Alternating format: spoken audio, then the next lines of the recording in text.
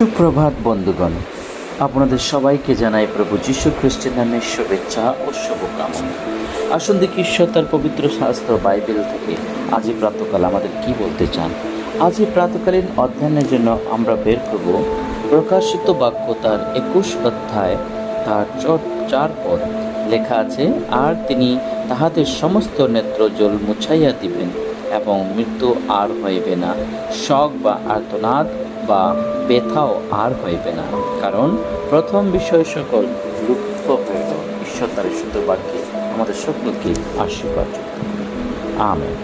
আমরা দেখতে পাই প্রকাশিত বাক্যে ইহাতে যোহনের সেই স্বপ্ন, তিনি সেই স্বপ্নের মধ্যে দেখেছেন নতুন আকাশ ও নতুন পৃথিবীর বর্ণনা। সেই বর্ণনার বিষয়ে তিনি দেখেছেন যে সে সমস্ত পুরনো যে পৃথিবী বা পুরনো সংসার সেটা শেষ হয়ে একটা নতুন সংসার তৈরি হচ্ছে, নতুন একটা রাজ্য তৈরি হচ্ছে। সেখানে তিনি দেখতে পাচ্ছেন স্বর্গ থেকে একটি উচ্চ রবে একটি আওয়াজ সেখানে আসছে। সেটা কি লেখা আছে? লেখা আছে যে মনুষ্যদের সহিত ঈশ্বরের আবাস, ঈশ্বর মনুষ্যদের মধ্যে বাস করতে যাচ্ছেন, ঈশ্বর মনুষ্যের সাথে বাস করতে যাচ্ছেন। হ্যাঁ বন্ধুরা, আমাদের সাথে বাস করতে যাচ্ছেন। এবং লেখা আছে, তিনি তাহাদের সহিত বাস করিবেন এবং তাহারা তাহার প্রজা হইবে এবং ঈশ্বর আপনি তাহাদের সঙ্গে থাকিবেন। বন্ধুগণ, ও তাহাদের ঈশ্বর হইবেন। আজ আমরা প্রভুর আরাধনা করি, তার স্তুতি করি। তিনি আমাদের জন্য পৃথিবীতে এসে তিনি আমাদেরকে সেই নতুন জীবন দান করেছেন এবং সেই বিষয় সেই জনকে তিনি অগ্রে এই বিষয়ে স্বপ্নের দ্বারা বলা হয়েছে। এখানে কি লেখা আছে?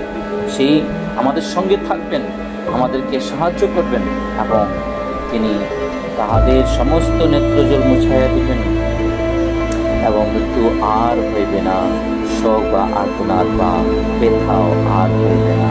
তার অর্থ সেই স্বর্গের বিষয়ে বলা হচ্ছে, সেই স্বর্গ নতুন রাজ্য প্রস্তুত হতে যাচ্ছে। আমরা আমাদের জীবন প্রভুকে সমর্পণ করে সেই নতুন দেশে নতুন রাজ্যে যেন প্রবেশ করতে পারি, সেই স্বর্গ রাজ্যে যেন প্রবেশ করতে পারি, তার জন্য আমরা নিজেদের জীবনকে প্রভুর হাতে সমর্পণ করে তৈরি করি। কারণ লেখা আছে, কারণ প্রথম বিষয় সকল লুপ্ত হইল, আমাদের সমস্ত সেই প্রথম বিষয় সকল লুপ্ত করিয়া একটি নতুনভাবে জীবনকে অগ্রে নিয়ে যাওয়া উচিত। আসুন আজই প্রাতকাল আমরা এই প্রার্থনা করি যেন প্রভু আমাদের জীবনে নতুন আত্মা উৎপন্ন করেন, নতুন মন যেন প্রভু আমাদের দেন, নতুন জীবন তিনি আমাদের দান। আসুন আমাদের জীবনকে প্রভু করে পবিত্র পবিত্র বাহিনী সদা প্রভু তোমার মহান ধন্যবাদ করি আজকে সুন্দর পবিত্র প্রার্থনা। এই প্রার্থনাকে নিয়ে সারা দিন তোমাদের সঙ্গে সঙ্গে থাকবে, সমস্ত মঙ্গলকে আমাদের রক্ষা করো, তোমার পবিত্র আত্মাকে পরিচালনা করো।